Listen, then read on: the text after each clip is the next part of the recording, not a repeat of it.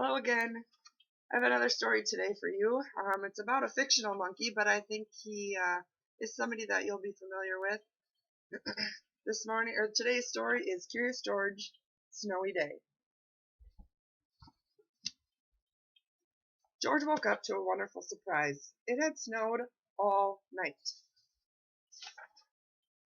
George was curious about all that clean white snow. Maybe he could build something out of it. "You go outside, George," said the man with the yellow hat. "I'll make us some cocoa for later." This was going to be a perfect day. George went out to play. Uh-oh, he sank right into the fluffy powder. Yikes! Bill, George's friend and neighbor, came by. He did not have any trouble walking on the snow. "Hey, George," said Bill, "I have an extra pair of cross-country skis you can have." Then Bill showed George how to ski by making zigzags through the snow. George could not wait to try it for himself. With skis, George could stay on top of the snow, and he followed Bill uphill. Suddenly they heard a noise. "Oink, oink, oink, oink."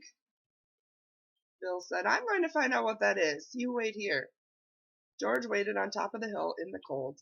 His house looked so small and warm. George wanted to get home for his cocoa. Was Bill coming back? "Hey, George," Bill shouted from the bottom of the hill. "I couldn't find whatever made that sound, but I have to head home now. Keep the skis and have fun." So George did, for a while. When George was tired, he skied down the hill toward home until he hit a rock.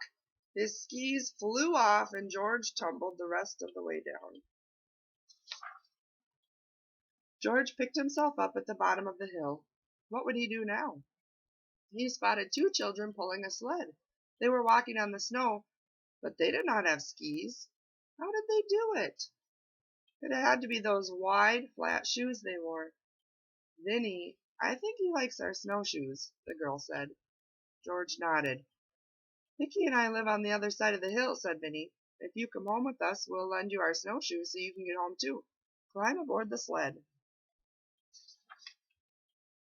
It was fun to sail down another hill, but now George was even farther from his house.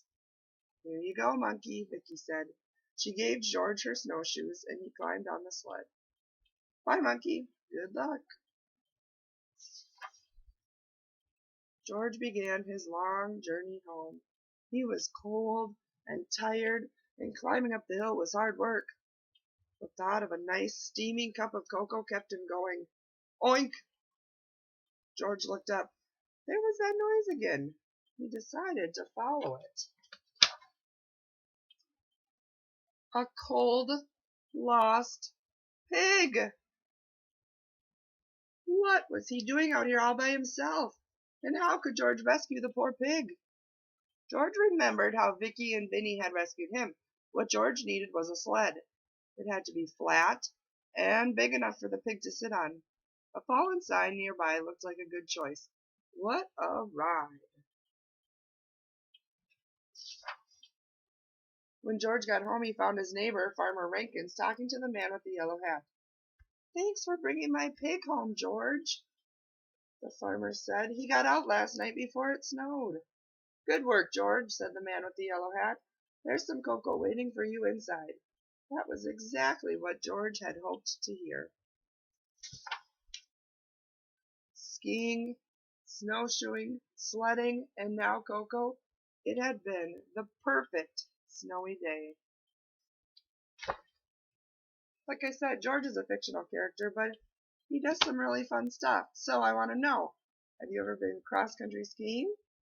How about snowshoeing? Sledding? And of course, drinking hot cocoa is my favorite thing to do after I come in from outside. I hope you have a great day.